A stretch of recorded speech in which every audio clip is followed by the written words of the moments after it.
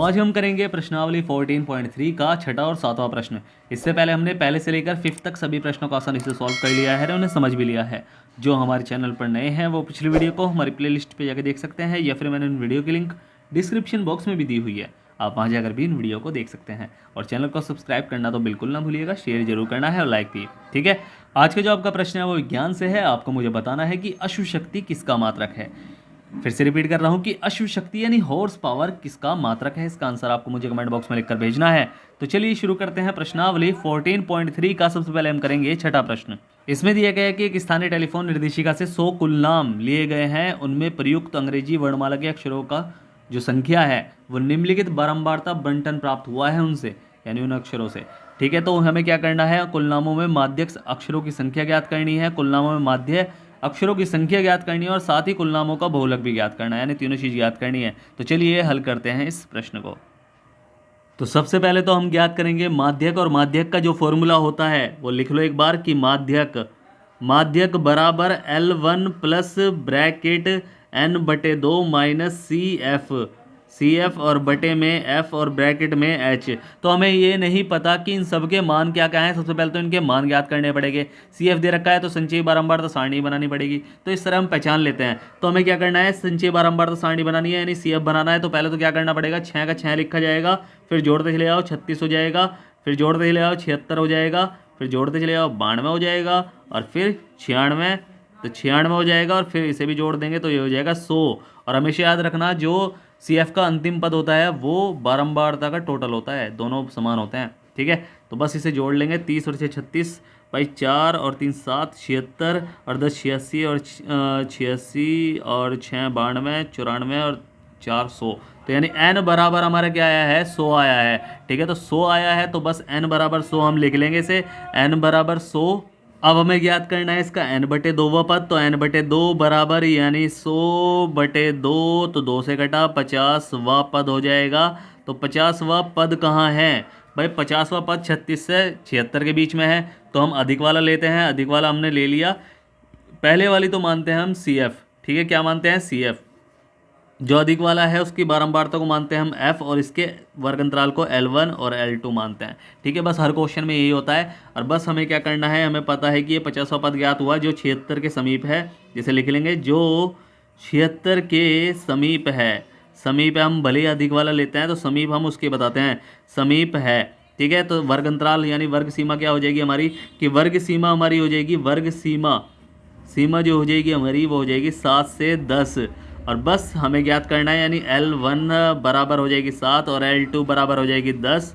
हमें ज्ञात करना होता है H, तो H बराबर L2 माइनस L1 हो जाएगी, मतलब हो जाएगा। और H बराबर 10 माइनस 7, और H बराबर हमारा आया है 3। ठीक है, और बस बाकी चीज़ भी लिख लो। F बराबर हमारा 40 है, और उसके बाद देखो जो हमने लिखा हुआ ना, निकाला हुआ सब लिख लो कि H बराबर भाई F बराबर हमारा 40 है, और CF बराबर है हमारा 36, और भी कुछ रह रहा है क्या, और साथ में लिख लो चलो इसे भी, n/2 बराबर है हमारा 50। और बस हमें क्या करना है, हमें इसे सॉल्व कर देना है। तो ये हो जाएगा, माध्यक हमें ज्ञात करना है। तो माध्यक बराबर L1 plus bracket n/2 minus CF, और बटे में हो जाएगा F, और ब्रैकेट में हो जाएगा H। बस इसमें मान रख लेंगे हम। तो L1 यानी L1 हमारा क्या है, 7। तो 7 भाई उसमें फिर हो जाएगा प्लस n/2 हमारा क्या है 50, माइनस CF 36 है, और बटे में F हमारा है 40, और ब्रैकेट में हो जाएगा हमारा H 3। ठीक है, तो बस इसे हम कर लेंगे सॉल्व। तो ये हो जाएगा क्या, 7 प्लस, जब इसमें 36 घटाएंगे तो आएगा हमारा 14/40, और गुणा 3 हो जाएगा, 14 28 होते 42, यानी 7 प्लस 42/40। जब भाग करेंगे इसे, तो भाग करेंगे तो हमारा आएगा क्या, 7 तो यहाँ रहेगा प्लस, और यहाँ हो जाएगा 1.05। भाग आपको करनी है, डिवाइड आपको करनी है, मल्टीप्लाई आपको करनी है, प्लस आपको करनी है, माइनस आपको करनी है, क्योंकि पेपर में मैं नहीं मिलूंगा। कैलकुलेशन अभी करना सीखो, टीचर की बात मान भी लिया करो। ठीक है, तो 8.1 ये हो जाएगा, 7 और 1 8, 8.05। यही हमारा क्या निकला है, माध्यक ज्ञात हुआ है। तो माध्यक हमारा ये निकल गया। ठीक है, समझ में आया। अब करेंगे इसका, माध्यक के बाद आता है क्या भाई, बहुलक कर लो इसका पहले। तो अब ज्ञात करना है हमें बहुलक। तो बहुलक के लिए हम क्या करते हैं, बहुलक के लिए हम देखते हैं बारंबारता में सबसे अधिक, भाई उसमें क्या होता है ना, बहुलक का फॉर्मूला भी लिख लो चलो साथ के साथ ही, कि बहुलक बराबर हमारा हो जाएगा क्या, कि L1 plus bracket F1 minus F0 बटे 2F1 minus F0 minus F2 और ब्रैकेट में H हो जाएगा। ये हमारा बहुलक का फॉर्मूला है। ठीक है, तो बस इसलिए हमें इसमें पता होना चाहिए कि L1 क्या है, F1 क्या है, F2 क्या है। ये हमें कुछ भी नहीं पता H क्या है। ठीक है, तो उसके लिए हमें क्या करना पड़ता है, बारंबारता वाला सारणी देखनी पड़ती है। उसमें सबसे अधिक बारंबारता कौन सी है, 40 है। तो 40 हमारा हो जाएगा F1, ठीक इसके पहले वाला हो जाएगा F0, ठीक इसके बाद हो जाएगा बाद वाला हो जाएगा F2। अब F1 वाला जो वर्ग अंतराल है सबसे अधिक बारंबारता किसकी है, 40 की है ना, तो उसका जो वर्ग अंतराल है वही है L1 L2। बस इसे एक साथ लिख लेंगे हम। क्या लिखेंगे कि भाई जो जो हमें पता चला है ना कि सबसे अधिक बारंबारता, सबसे अधिक बारंबारता, अधिक बारंबारता, बारंबारता वो किसकी है, वो है आपका पता है 40 की है। तो F1 हमारा हो जाएगा 40, F0 हमारा हो जाएगा इससे एक पहले वाला यानी 30, और F2 हमारा हो जाएगा क्या कि 16। ठीक है, और L1 वर्ग अंतराल इसे लिख लो, वर्ग सीमा की वर्ग सीमा क्या है कि ये है 7 से 10, और बस यानी आपको पता है कि इसका H क्या निकलेगा, H बराबर 10 माइनस 7, और बस इसका H बराबर हो जाएगा 3।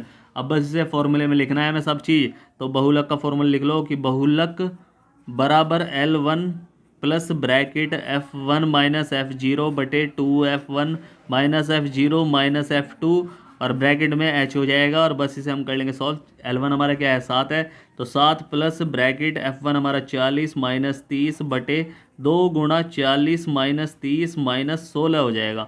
ठीक है, और ब्रैकेट में हो जाएगा H हमारा क्या है, 3 है, और बस इसे हम और अच्छे से सॉल्व कर लेंगे। तो ये हो जाएगा 7 प्लस ब्रैकेट सॉल्व अभी हमारा पूरा नहीं हुआ, तो बोर्ड मास का नियम आपको फॉलो करना है। तो ये हो जाएगा 40 10 और 40 दूनी 80 माइनस इन दोनों ये माइनस माइनस का साइन है यानी प्लस हो जाएगी डिजिट, तो हो जाएगा 46 और मल्टीप्लाई में हो जाएगा 3।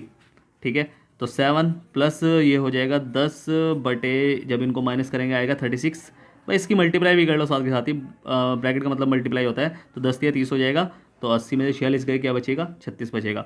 ठीक है, तो ये हमारा क्या है कि ये हो जाएगा 7 प्लस 0 पॉइंट, जब इसे भाग करेंगे डिवाइड मल्टीप्लाई आपको करनी है। ठीक है, क्योंकि मैं नहीं मिलूँगा पेपर में। तो ये हो जाएगा क्या, 7.88। ठीक है, जब इनको प्लस कर लेंगे भाग करने के बाद ये आंसर आएगा। तो ये हमारा क्या है, बहुलक है। ठीक है, समझ में आया ना कि बहुलक हमने कैसे निकाला, तो बहुलक हमने ऐसे निकाला। ठीक है, अब ज्ञात करना है इसका समांतर माध्य। तो अब हमें ज्ञात करना है समांतर माध्य। समांतर माध्य को हम किसी विधि से कर सकते हैं, मैं प्रत्यक्ष विधि से कर रहा हूँ, और आप भी सबको पता है कि प्रत्यक्ष विधि सबसे आसान होती है, प्रत्यक्ष विधि। ठीक है, तो उस विधि से हम कर सकते हैं। वैसे किसी भी विधि से करो तो आपको आंसर तो निकलना ही है। तो प्रत्यक्ष विधि क्या है, सिग्मा एफ एक्स बटे सिग्मा एफ, यानी हमें एफ और एक्स का कॉलम बनाना पड़ेगा। एफ तो कॉलम है ही हमारे पास, एक्स का कॉलम हमें क्या ज्ञात करना में पड़ता है, मध्य बिंदु, मध्य बिंदु हमें ज्ञात करना पड़ता है। ठीक है, तो मध्य बिंदु हम कैसे ज्ञात करते हैं, वर्ग अंतराल को जोड़ो, 4 और 1 5, और 5 का आधा 2 पॉइंट, भाई 5 का आधा 2.5 होता है ना, 2.5 हो गया। ठीक है, ऐसे 4 7 और 4 11 का आधा, 11 का आधा 5.5 हो जाएगा। ठीक है, ऐसे ही सबका आधा करते रहेंगे तो 5.5 हो जाएगा। ऐसे ही इसका आधा करेंगे। आधे के लिए क्या करते हैं हम, पता है ना, 4.5, जैसे 4 और 1 5 हो गया, तो 5 के बटे में 2 रखेंगे, 2 से भाग करेंगे, 2 दूनी 4 और पॉइंट लगाएंगे, 0 उतारेंगे, 2 पंजे 10, भाग करके आप देख लेना। ठीक है, भाग आपको आनी चाहिए ना। तो 2 से हमने भाग करा 5 को, तो 2 दूनी 4, 1 बचा, अब आगे संख्या नहीं है तो पॉइंट लगा के 0 उतारते हैं, फिर आएगा 2 पंजे 10। ठीक है, तो इस तरह हमने कर लिया, तो 2.5 ऐसे सारे निकल जाने हैं ये। ठीक है, फिर आएगा 8.5 और फिर आएगा 11.5, फिर आएगा 14.5। ठीक है, एक बार थोड़ा सा ऊपर कर लेता हूँ, 14.5 और फिर आएगा 17.5। ठीक है, तो ये हमारा हो गया। अब हमें ज्ञात करना है एफ एक्स, तो एफ एक्स का कॉलम ज्ञात करना पड़ेगा ना, सिग्मा जब भी तो करेंगे हम, क्योंकि एफ एक्स का कॉलम पता होगा जब भी तो करेंगे ना। तो एफ एम कैसे ज्ञात करेंगे, एफ एक्स ये हम ज्ञात करेंगे, हम दोनों की मल्टीप्लाई करेंगे। जब दोनों की मल्टीप्लाई करेंगे 25 ठीक है 150, तो यानी 150 यानी 15 आएगा यहाँ तो। ठीक है, क्योंकि पॉइंट है यहाँ, तो इसलिए मल्टीप्लाई आपको करनी है। देखो मल्टीप्लाई के लिए पेपर में मैं नहीं मिलूंगा, तो ये तो आपको ही करनी पड़ेगी।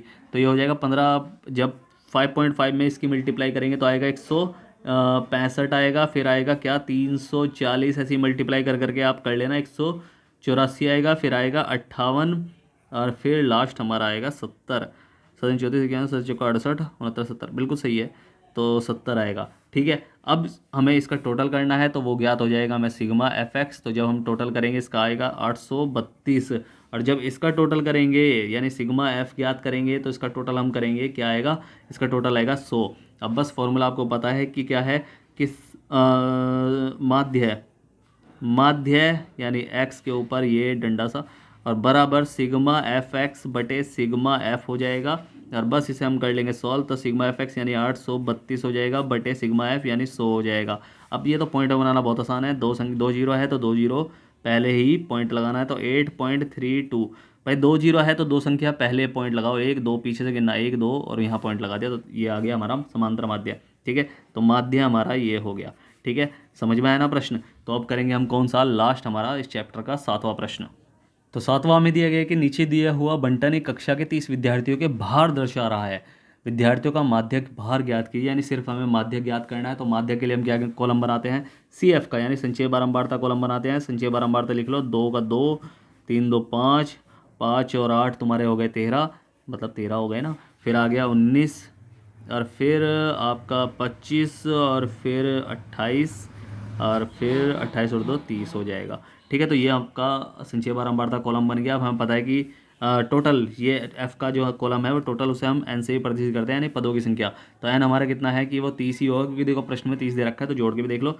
देखो जो इसका आखिरी पद होता है ना सी एफ का और जो एन होता है वो दोनों समान होते हैं, तो 30 यहाँ भी होगा। ठीक है, चाहे जोड़ के आप देख सकते हैं। ठीक है, ऐसा कुछ नहीं है कि ऐसे ही करना है। तो एन हमारा क्या है, एन हमारा है 30, तो एन बराबर हो जाएगा 30, तो एन बटे 2 यानी 30 बटे 2 यानी 15वां पद।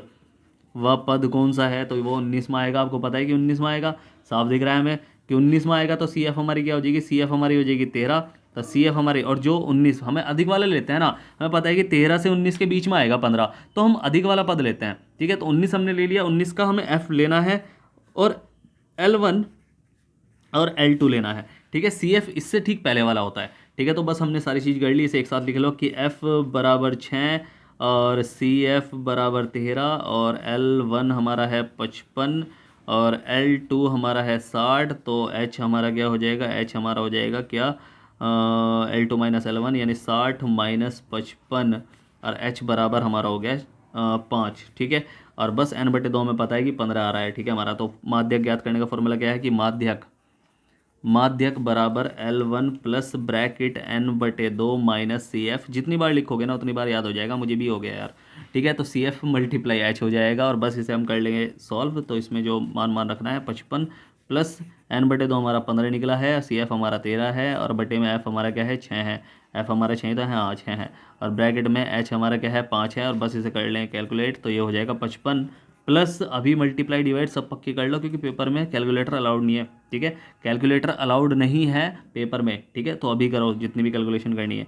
तो ये हो जाएगा 55 पॉइंट मतलब 55 प्लस, और जब इन्हें माइनस करेंगे तो 13 14 15, तो 13 14 15 यानी 2 बटे 6 आ जाएगा और मल्टीप्लाई में 5 हो जाएगा। ठीक है, और बस इसे कर लो सॉल्व। तो चाहे से तो मल्टीप्लाई करके कर लो, ऐसा कोई दिक्कत नहीं है। तो ये हो जाएगा 55 प्लस 5 दूनी 10 बटे 6, और बस इसे भाग करेंगे तो आएगा 55 प्लस 1.67 आएगा। और बस इसे जब हम सॉल्व करेंगे यानी इन दोनों को प्लस करेंगे तो आएगा 56.67, यही हमारा माध्यक है। ठीक है, तो बस यही हमारा आंसर भी है। ठीक है, समझ में आया ना प्रश्न।